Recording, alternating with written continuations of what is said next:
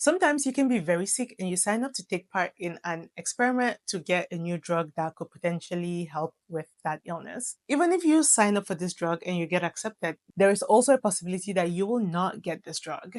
And that's because you have been placed in the placebo arm of the study. In clinical trials, the placebo arm is a group of participants who will receive an inactive substance or a placebo rather than the actual medication being tested. This can sometimes be just normal saline.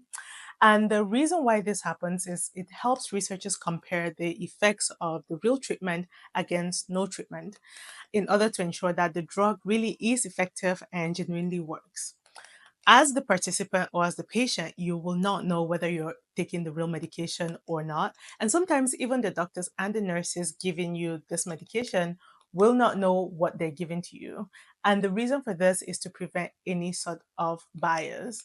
So, for example, if I'm a nurse and I had two participants, one who was very sick and another who was not too sick, I may choose to give the very sick participant the real drug, and so this process gets completely double blinded so that nobody knows what anybody's getting, except for the computer that randomly selects who gets what.